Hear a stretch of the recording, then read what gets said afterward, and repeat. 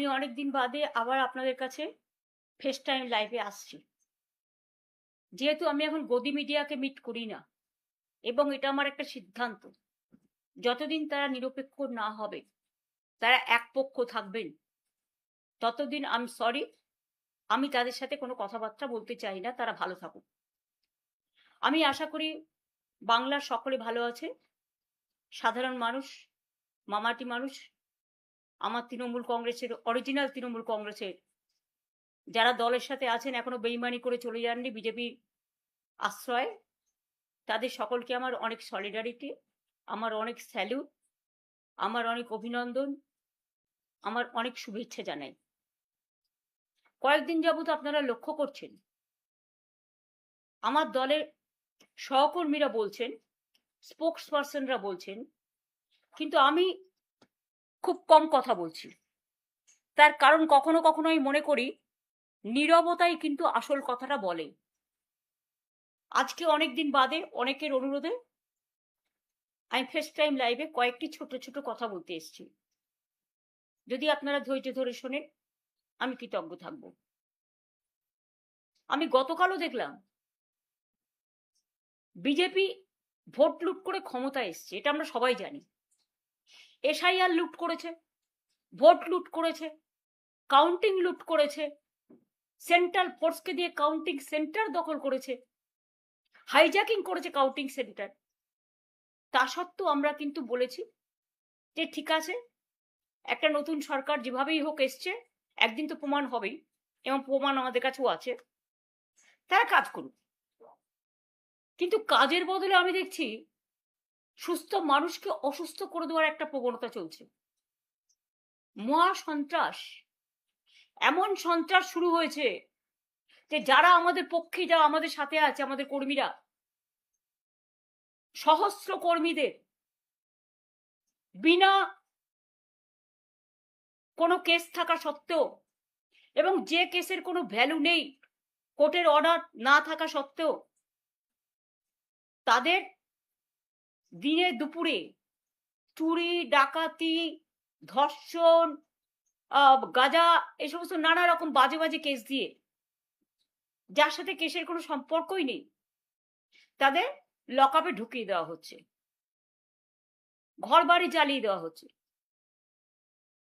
অনেক সাধারণ মানুষ ঘর ছাড়া, অনেক তৃণমূল কংগ্রেসের কর্মীরা ঘর ছাড়া। এবং সবচেয়ে দুঃখের ব্যাপার হচ্ছে, যারা তৃণমূল কংগ্রেসের সিম্বলে জিতে, আমার সই করা সিম্বলে জিতে, তারা আজ বলছেন 2023-এর পরে নাকি এই পার্টির কোনো অস্তিত্ব নেই।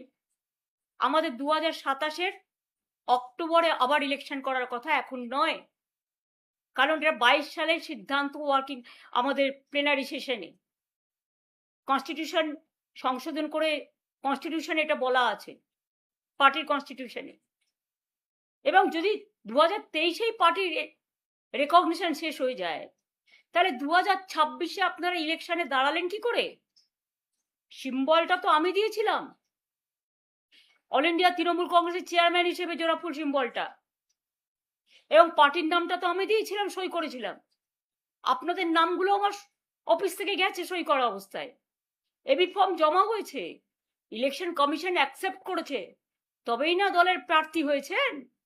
আর আজকে জিতে গিয়ে, যেহেতু বিজেপি নানান ছলে বলে কৌশলে, কঠোরতায় নির্বাচন কমিশনকে সাথে নিয়ে ভোট লুট করে, নাম কেটে, নানা রকম অছিলায় সেন্ট্রাল ফোর্সকে দিয়ে একটা ভোট লুট করেছে, 2 মাসও ধৈর্য ধরতে পারলেন না, 2 মাসও ধৈর্য ধরতে পারলেন না, এত তাড়াতাড়ি দলের সাথে বেইমানি করে চলে গেলেন।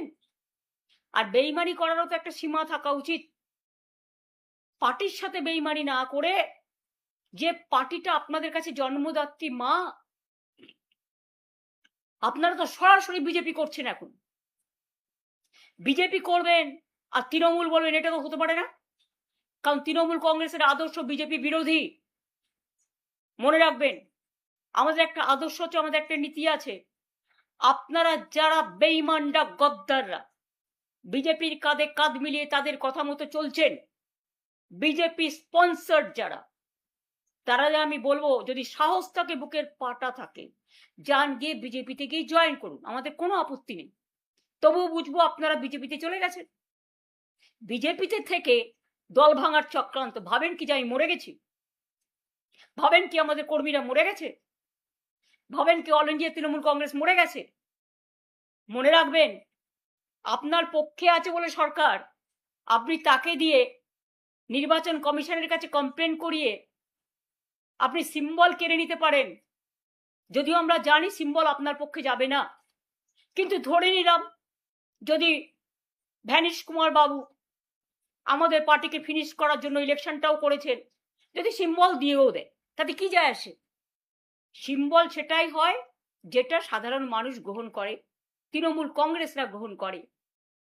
আমি এই সিম্বল দিয়ে 1 মাস 22 দিনের মাথায় আমি কিন্তু লড়াইটা করেছিলাম। তখন আমি সিম্বলটাও কাউকে চেনাতে পারিনি। আর এখন দরকার আমি গলায় সিম্বলটা ঝুলিয়ে মানুষের কাছে যখন বেরোবো, আপনারা কি আমার কণ্ঠরোধ করতে পারবেন? অত সস্তা নয়। হ্যাঁ, কণ্ঠরোধ করতে গেলে আপনাদের আমাকে প্রাণে মেরে ফেলতে হবে। তার তো চেষ্টা কম করেননি। কাকে মারেননি? মহুয়াকে অ্যাটাক করেছেন, অভিষেককে অ্যাটাক করেছেন, কল্যাণকে অ্যাটাক করেছেন, আমার বাড়িতে হামলা করেছেন। আমাদের অনেকে যারা আমাদের সহকর্মী, তারা লক আপে পড়ে আছে, মাটিতে শুয়ে আছে। কাউকে কোমরে দড়ি বেঁধে, কাউকে পায়ে শেকল বেঁধে, কাউকে মাথা নেড়া করে, কারো মাথায় কপিল ঢেলে আমাদের কি বলে সমস্ত নানা রকম কিছু ঢালছেন, গায়ে নানা রকম কিছু ছুটছেন, বলতেও লজ্জা লাগে। বাচ্চারা মিড ডে স্কুলে ডিম পায় না, আর আপনারা হাট্টিমা টিম করে বেড়াচ্ছেন। এটা বাংলার কালচার কোনোদিন ছিল না। আমরাও ক্ষমতায় 15 বছর ছিলাম, আমি কখনো পুলিশকে দিয়ে এই কাজটা করাইনি। বিজেপির নিজস্ব সংগঠন নেই বলে I am sorry to say, এটাই আসল সত্য যেটা আমি জেনেছি। আইসিদের দিয়ে ব্লক প্রেসিডেন্টের কাজ করাচ্ছেন, এসপিদের দিয়ে জেলা প্রেসিডেন্টের কাজ করছেন, এটা তাদের কাজ নয়। আমি মনে করি তাদের কাজ মানুষকে আইন শৃঙ্খলা দেওয়া, রক্ষা করার দায়িত্ব নেওয়া, মানুষকে রক্ষা করা, শান্তি দেয়া, স্বস্তি দেয়া, শক্তি দেয়া, ভরসা দেয়া। ভরসার বদলে আপনারা কি করছেন? সন্ত্রাস। কেন পুলিশ গিয়ে বলবে? আমি তো জানি যারা গেছে, গাড়ি নিয়ে এসছি চলুন, হয় যার নাম বলছি তার সাথে গিয়ে জয়েন করুন, আর তা না হলে লক আপে চলুন। যারা সহ্য করতে পারেনি ন্যাচারালি, আমি তাদের দোষ দিই না। তাদের সম্পত্তি আছে, তাদের পরিবার আছে, তাদের সম্পদ আছে, তাদের লাগেজ আছে, তাদের ব্যাগেজ আছে, তাদের নানা রকম ব্যাপার আছে। নিশ্চয়ই যার যার পরিবার ভালো থাকুক, এটা আমি চাই। কিন্তু আপনারা মনে রাখবেন, আমাদেরও পরিবার আছে। তৃণমূল কংগ্রেস পরিবারটা বৃহত্তর পরিবার, মামাটি মানুষের পরিবার। তাদের ছেড়ে আপনাদের মতো আমি মাথা নত করবো না, আমার দলও করবে না। এটা মাথায় রেখে কাজ করবেন। আর বিজেপি পার্টিকেও বলি, আরি লুট করে এতগুলো সিট পাওয়ার পরেও আপনারা এত সন্ত্রাস করছেন, কবে সন্ত্রাস বন্ধ হবে? নির্বাচনী আনন্দ তো 2 মাস হয়ে গেছে। এতদিন ধরে তো উৎসব চলে না, অন্য উৎসব করতে দেন না, অন্য কাউকে রেড রোডে প্রোগ্রাম করতে দেন না, অন্য কাউকে, এই তো রাম মন্দির কত টাকা দিয়ে মানুষ বানালেন, কত সোনা, কত রূপো, কত दान, কত ধ্যান, আর আজকে राम का नाम आपने बदनाम कर दिया, हिंदुत्व का नाम पे खेला और हिंदुइज्म को आपने फिनिश किया। যেমন দেখছেন না, প্রণামী থালা থেকে শুরু করে, প্রণামী বাক্স থেকে শুরু করে সব রাম মন্দির, সবটাই নাকি ওদের সম্পদ। এবং ডিজিটালে যারা কথা বলতে চায় ইউটিউবে, একটু বিরোধিতা করলে তাদের সঙ্গে সঙ্গে অ্যারেস্ট করা হচ্ছে এবং এফআইআর করা হচ্ছে। লক্ষ্মীর ভান্ডার যারা পেতেন 2,46,00,000 প্রায়, আজকে 1.5 কোটির ওপর মা বোনেদের নাম প্রায় কেটে দিয়েছে শুনছি। তারা হাহাকার করছেন। স্বাস্থ্যের চিকিৎসা জানি না কোথায় গিয়ে দাঁড়িয়েছে। মিড ডে মিলে যারা রান্না করতেন, মিড ডে মিলে যারা হেল্পার হিসেবে কাজ করতেন, তারাও আজকে হাহাকার করছেন। কাজ দেওয়ার ক্ষমতা নেই, কিল মারার গোসাই। লক্ষ লক্ষ মানুষের জীবন জীবিকা আপনারা কেড়ে নিয়েছেন। এমনকি বকটুয়ের একটা পরিবার আমার কাছে এসেছিল, যাদের 4 বছর আগে আমি চাকরি করে দিয়েছিলাম, পার্মানেন্ট চাকরি, সে চাকরি পর্যন্ত আপনারা কেড়ে নিয়েছেন। আমি যাদের চাকরি দিয়েছিলাম অনেক কর্মীকে আপনারা বসিয়ে দিয়েছেন। এত প্রতিহিংসা রাজনীতির কেন? আর গতকাল যারা গিয়ে তালা দিয়ে এলেন, ওটা ভাড়ায় ছিলাম আমরা। ভাড়াটা কতদিন পর্যন্ত ছিল? এই তার ডকুমেন্ট। এটা হচ্ছে 2027 সালের অক্টোবর পর্যন্ত অফিসটা আমাদের নেওয়া ছিল। কেউ গিয়ে বলছেন আমার নামে আমি সই করেছি। ব্যক্তিগতভাবে উনি সই করেননি, সইটা করেছেন পার্টি অথরাইজ করেছে বলে। কোনো ব্যক্তি চলে যেতে পারেন, কিন্তু ইনস্টিটিউশন চলে যায় না। এটা ইনস্টিটিউশনের সম্পত্তি, এটা মাথায় রাখতে হবে। আমি যেমন কারো ব্যক্তি সম্পত্তিকে দখল করতে পারি না, কারণ এটা তার ব্যক্তি সম্পত্তি নয়, এটা তার প্রতিষ্ঠানগত, তেমনি আমাদের সম্পত্তিও, মামাটি মানুষের সম্পত্তিও কেউ জোর করে দখল করতে পারে না। আর যারা বলে বেড়াচ্ছেন টাকা পাননি, তারা দেখুন তো এই চেকগুলো প্রতি মাসে মাসে কারা দিয়েছে। আমরা যদি না দিয়ে থাকি তাহলে আমাদের কাছে এত ডকুমেন্ট কোত্থেকে এলো? দেখুন দেখুন দেখুন, মেনটেনেন্স করি আমরা, প্রতি মাসে 1 লাখ টাকা করে ভাড়া দিই আমরা চেকে, ইলেকট্রিসিটি বিল দিয়ে আমরা, কর্পোরেশনের যা যা লাগে দিই আমরা। আর আপনারা গিয়ে সেন্ট্রাল ফোর্সকে নিয়ে গিয়ে তালা দিয়ে দিচ্ছেন। একটা বাড়ি তালা দিতে পারবেন, কিন্তু মনে রাখবেন হৃদয়কে কখনো তালা দেওয়া যায় না, মানুষের হৃদয়কে। কাজেই প্রস্তুত থাকুন আগামী দিন ইন্ডিভিজুয়াল কারো বিরুদ্ধে। আমার কোনো রাগ, আমার কোনো ক্ষোভ নেই। আমাদের পুরনো বিল্ডিংটা তৈরি হচ্ছিল বলেই, ভেঙে ভেঙে পড়ছিল বলেই আমরা একটা বিল্ডিং ভাড়া নিয়েছিলাম, রীতিমতো চেকে ভাড়া দিই। আর কত ডকুমেন্ট দেখতে চান? আমি আপনাদের পরপর একটার পর একটা সব দেখিয়ে যাব, সেটা ব্যাপার নয়। আপনারা কি বললেন? ভাড়া পান না। কেউ আবার বললেন আই এম অথরাইজড। অথরাইজ ছিলেন তখন, এখন নয়। এখন আপনি দল বদলু, অন্য জায়গায় গেছেন। আপনারা ভালো থাকুন, আপনাদের পরিবার ভালো থাকুন, আপনাদের সম্পত্তি ভালো থাকুন। যে অ্যারেস্ট হয়েছে সে ছাড়া পাক। আমি জানি ফেস টাইম আমরা করি লাইভ, মানুষকে লাইভ দেখানোর জন্য। আর আপনারা যে ফেস টাইম লাইভ করছেন সেটা হচ্ছে আপনাদের নিজেদের বাঁচানোর জন্য। তাহলে যারা আজকে লড়াই করছে, জীবন দিচ্ছে, আজকে প্রায় 14-15 জন সুইসাইড করেছে, মারা গেছে, সুইসাইড এবং মারা গেছে, তাদেরটা কি হবে? একবার ভেবে দেখেছেন কি? কোথায় টাকা জমা দিয়েছে কারা? তৈরি করেছে কারা? আজকে কি আপনারা তালা দিয়ে চলে এলেন? এফআইআরও করা হয়েছে, কেন দিলেন? এবং আজকেই তার জন্য কাউকে পদত্যাগ করতে হলো। আসল ঘটনা তা নয়। উনি অনেকদিন ধরেই আমাকে বলছিলেন পদত্যাগ করবেন, কারণ ওনার ছেলে গিয়ে অলরেডি হাত মিলিয়েছেন। আমার তার জন্য কিছু বলার নেই, ভালো বুঝেছে হাত মিলিয়েছে, তাদের লাগেজ ব্যাগেজ থাকতে পারে, কিন্তু আমি তো হাত মেলাবো না। আপনারা একজন কোথায় গেলেন কি না গেলেন, I don't care, I ignore all of you. কারণ আমি নেতা চাই না, আমি কর্মী চাই। আমি সাধারণ মানুষের ভালোবাসা থেকে যেন বঞ্চিত না হই। আমার কারো বিরুদ্ধে কোনো ক্ষোভ বা কোনো দুঃখ নেই। এবং মনে রাখবেন আর একটা কথা, আমি কিন্তু কখনো যেমন উতলাও হই না, আমি কিন্তু হাসি মুখে যে কোনো সংকট কাটিয়ে যাবার লোক। কারণ ছাত্র রাজনীতিতে আমার হাতে খড়ি এবং সংগ্রাম করাটাই আমার জীবন। সংগ্রামী লগ্নই আমার জন্ম হয়েছে, তাই সংগ্রামী লগ্ন যতদিন থাকবো ততদিন মনে রাখবেন এই সংগ্রামী লগ্ন থেকেই লড়াইটা করব। কেউ কেউ আবার আমার মৃত্যুও কামনা করছেন, শুনেছি। ফোন করে করে বলছেন কদিন আর বাঁচবে। আরে আমি এখনো অনেক দিন বেঁচে আছি, আর আমার পরের জেনারেশনও বাঁচবে, তারপরের জেনারেশনও বাঁচবে, তারপরের জেনারেশনও বাঁচবে। কেউ কেউ মাথা নত করতে পারে, কিন্তু কেউ আবার দলের পতাকাটাকে আঁকড়ে ধরতেও পারে।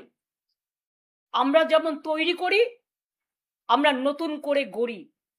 এটা আমাদের অনেক বেশি শক্তি, এবং এই মানসিক শক্তি আমরা পেয়েছি মানুষের থেকে। এই বাংলার মাটিতে দীর্ঘদিন ধরে আমি ছোট্টবেলা থেকে আমার ছাত্র রাজনীতি থেকে রাজনীতি করি। বাংলার স্বার্থে কোনোদিন বাংলা ছেড়ে আমি যাইনি। রেল থেকে শুরু করে, বাংলা থেকে শুরু করে সবকিছু আমার করা। আমার মানে মানুষের করা। আপনাদের আশীর্বাদ দোয়া পেয়েছিলাম, শুভেচ্ছা পেয়েছিলাম বলেই করেছিলাম। আগামী দিনেও করব। বিশ্বাস রাখুন, ভরসা রাখুন। বাট এটুকু জেনে রাখুন, যারা আজকে দুর্দিনে আছেন তারাই তৃণমূল কংগ্রেসের সোনার খনি। আর আপনারা যারা বেইমানি করে লাগেজ ব্যাগেজ নিয়ে বিজেপির আশ্রয় জায়গা নিয়েছেন, প্লিজ দয়া করে আর যাই করুন, মানুষের সাথে বিশ্বাসযোগ্যতা, মানুষের সাথে বিশ্বাসঘাতকতা করবেন না। নিজেদের বিশ্বাসযোগ্যতা মানুষের কাছ থেকে হারাচ্ছেন। আপনারা এই সিম্বলে জিতে এসছেন, আর আজকে বিদ্রোহী। কিসের বিদ্রোহী? ইলেকশনের আগে পর্যন্ত বিদ্রোহ ছিল না? 15 বছর আপনারা এমপি ছিলেন, এমএলএ ছিলেন, মিনিস্টার ছিলেন, সবটাই পেয়েছেন। কই আমাকে তো কখনো কিছু বলেননি। আমি তো কাউকে কোনোদিন কারো ব্যাপারে ইন্টারফেয়ারও করিনি। সাধারণ মানুষ জেনে রাখুন, এমন ঘটনাও ঘটেছে। বিজেপি অ্যারেস্ট করবে ভয়ে মধ্যরাতে আমার বাড়িতে এসছে। আমি তাকে 10 দিন আমার এখানে খাইয়ে দাইয়ে সুস্থ রেখেছি, যাতে সে কোর্টে বিচার পায়, আশ্রয় পায়। আমার কোনো রাগ বা ক্ষোভ নেই। তারা ভালো থাকুক, তাদের পরিবার ভালো থাকুক, আমি চাই। কিন্তু মনে রাখবেন, আমাদেরও একটা পরিবার আছে। স্বার্থপর পরিবার নয়, স্বার্থ ত্যাগ করার পরিবার। আজকে যারা আমাদের সাথে আছে তাদের নামে অনেক উল্টোপাল্টা বলে বেড়াচ্ছে। 10 বার করে সিআইডি ডাকছে, সিবিআই ডাকছে, ইডি ডাকছে, বলছে वफादारी का जरूरत क्या है। আরে वफादारी का ही तो जरूरत है। আসল মানুষ তো সেই যে মানবিকতাকে সত্য বলে গ্রহণ করে। আসল মানুষ তো সেই যে দুর্যোগে লড়াই করে দাঁড়াতে পারে। আসল মানুষ তো সেই যে দুরন্ত বেগে দৌড়তে পারে। আসল মানুষ তো সেই যে পাশবিকতা নয়, মানবিকতাকে ভালোবাসে। আসল মানুষ তো সেই যে রাষ্ট্রীয় সন্ত্রাসের বিরুদ্ধে রুখে দাঁড়ায়। আজকে সবার কাছে অনুরোধ করবো, যারা রাত দিন পাহারা দিয়ে রাত জেগেছেন, অনেক ধন্যবাদ। আজকে কাউকে তো দেখতে পাচ্ছি না, কেউ প্রতিবাদ করছেন না। বাংলার মাটি তো প্রতিবাদের মাটি। বাংলার মাটি প্রতিহিংসার মাটি নয়। বাংলার সংস্কৃতিটাকে কি আমরা সবাই ভুলে গেলাম এত তাড়াতাড়ি? রবীন্দ্রনাথকে ভুলে গেলাম, নজরুলকে ভুলে গেলাম, আবুল কালাম আজাদকে ভুলে গেলাম, বাবা সাহেব আম্বেদকরকে ভুলে গেলাম, বিরসা মুন্ডাকে ভুলে গেলাম, ভগৎ সিংকে ভুলে গেলাম, নেতাজি সুভাষচন্দ্র বোসকে ভুলে গেলাম, রামকৃষ্ণকে ভুলে গেলাম, স্বামী বিবেকানন্দকে ভুলে গেলাম। এ কি চলছে? আজকে সংবিধানের কোনো গুরুত্ব নেই।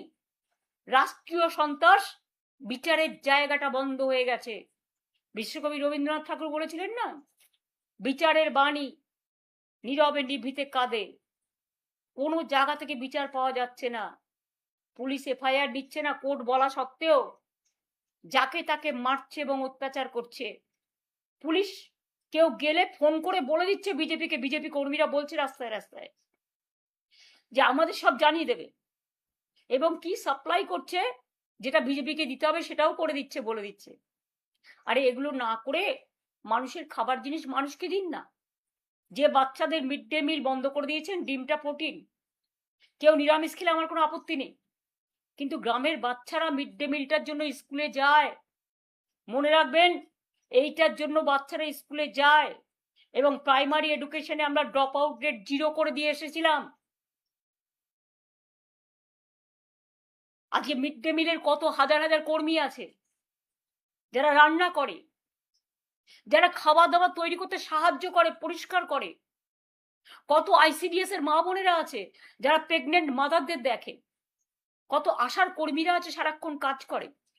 কত সেলফ হেল্প গ্রুপ আছে যারা মিড ডে মিল চালায়। আপনাদের আইডিয়া আছে? আজকে রাস্তায় গেলে দেখি শুনছেন হকাররা ভাবছে কখন আসছে বুলডোজার। মানুষ জিনিস কিনতে গেলে জিনিস পাচ্ছে না। অনেকে আমাকে বলেছে বাজারে গেলে ঠিক মতো সবজি পাচ্ছে না ন্যায্য দামে, মাছ পাচ্ছে না ন্যায্য দামে, সব উধাও হয়ে গেছে। সেদিকে চিন্তা দিক সরকার, আমাদের পুরো সমর্থন পাবে। আমি কনস্ট্রাকটিভ ওয়ার্কে কখনো বিরোধিতা করি না।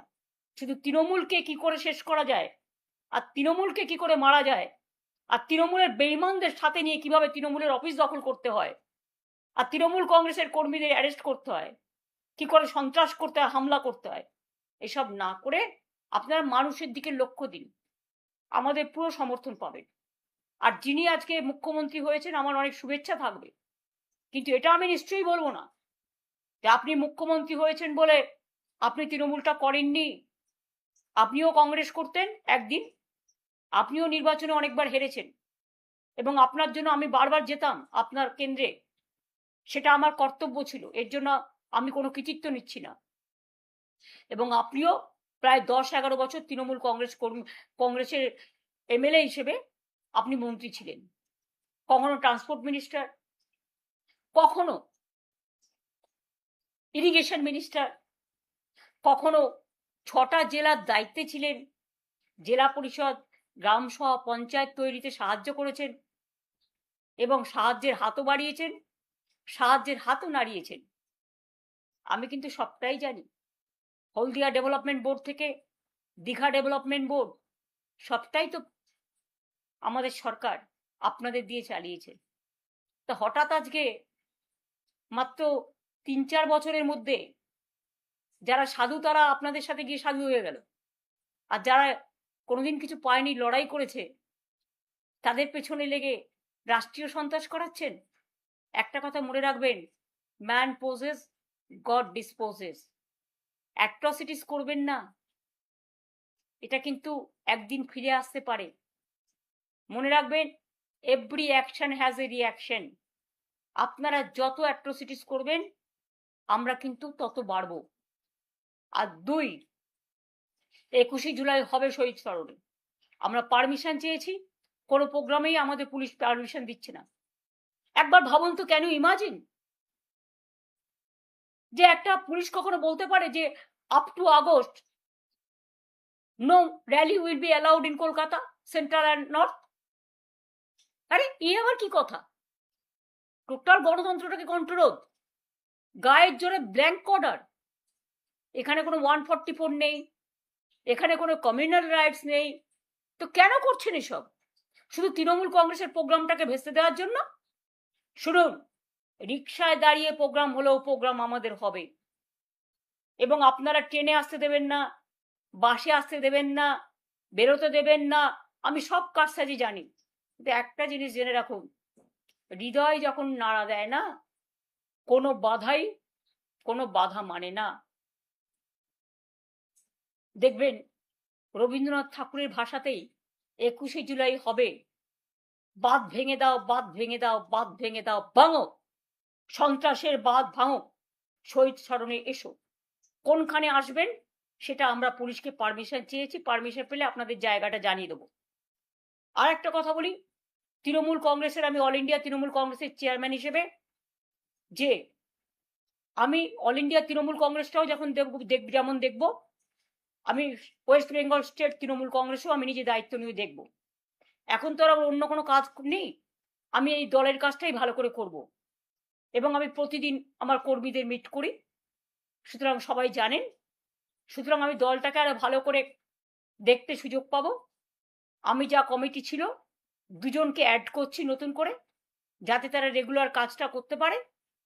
এবং আমার অফিসটাই মনে রাখবেন, তৃণমূল কংগ্রেস জন্মের আগে থেকে এই 30B হোলিস্টারের ডিস্ট্রিক্টটাই তৃণমূলের অরিজিনাল অফিস হিসেবে কাজ করত, আজও করে, ভবিষ্যতেও করবে। এবং আমি 2টো জেনারেল সেক্রেটারি অ্যাড করছি পার্টিকে সাহায্য করার জন্য, একটা মদন মিত্র আর একটা কুণাল ঘোষ। অন্য কমিটি মেম্বার যারা আছে তারা অ্যাজ ইট ইজ যেমন ছিল থাকবেন, শুধু স্টেট প্রেসিডেন্টের কাজটা আমি নিজে দেখে নেব। সুব্রত বক্সি, আমি কালকে তাকে দেখতে গিয়েছিলাম, তিনি অসুস্থ আছেন, তিনি যতদিন সুস্থ না হবেন, তিনি স্টেট প্রেসিডেন্ট ছিলেন, তিনি স্টেট প্রেসিডেন্ট অসুস্থ হয়ে যাওয়ার পরে একজন কাউকে অস্থায়ীভাবে দেখতে দেওয়া হয়েছিল, এবং যিনি ভাইস প্রেসিডেন্ট ছিলেন তিনি অ্যারেস্ট ছিলেন, তাই সেদিন কাউকে একটা রাখতে হয়েছিল, তাই রেখেছিলাম। সুতরাং আজ থেকে দায়িত্ব আমি নিজে নিচ্ছি এবং আমার 2টো জেনারেল সেক্রেটারি আমি স্টেটের করে দিচ্ছি। All India general secretary Abhishek Banerjee আছে, ডেরেক মহুয়ারা সবাই অল ইন্ডিয়া কমিটিতে আছে, শোভন দ্বারা। আমি 2টো জেনারেল সেক্রেটারি কুণাল ঘোষ আর মদন মিত্রকে করে দিচ্ছি। বাদ বাকি যে সংগঠনগুলো আমরা ছাত্র করে দিয়েছি, যুব করে দিয়েছি, আমাদের আইএনটিটিউসি করে দিয়েছি, আমরা কিষাণ মজদুর করে দিয়েছি, ক্ষেত মজদুর করে দিয়েছি, লেবার করে দিয়েছি, অন্যান্য যেগুলো আছে সেগুলো আমরা করে দিচ্ছি। কাজেই আমি নিজে দায়িত্ব নিয়ে দেখব, নিশ্চিন্তে থাকতে পারেন। চিন্তা করবেন না, আমরা আছি, ছিলাম এবং থাকব। আমি চেয়ারকে কেয়ার করি না, আমি কর্মীদের কেয়ার করি, ওরাই আমার সম্পদ। আর আমি মানুষকে কেয়ার করি, যতদিন বাঁচবো মানুষের জন্য বাঁচবো আর কর্মীদের জন্য বাঁচবো। মাথায় রাখবেন, ভালো থাকবেন, সবাই দীর্ঘজীবী হন, সবাই ভালো থাকুন, সবাই সুস্থ থাকুন, সবার আরোগ্য কামনা করছি। শিশুরা ভালো থাকুন, ছাত্র যৌবন ভালো থাকুন। নিট পরীক্ষা নিয়ে অনেক রকম ঝামেলা চলছে, কোনো বিচার আপনারা পাননি। ভ্যাপাম নিয়েও বিচার পাননি, রাম মন্দির নিয়েও বিচার পাননি, প্রণামের বাক্সও চাইছে। কি বাকি আছে? মাত্র 2 মাসে এত লুট? তাহলে ভালো করে সরকারটা চালান, আমি এটুকুই বলবো। অনেক অনেক ধন্যবাদ। Thank you so much. Thanks much and thanks a lot. জয় হিন্দ, বন্দে মাতরম, জয় বাংলা, জয় তৃণমূল কংগ্রেস।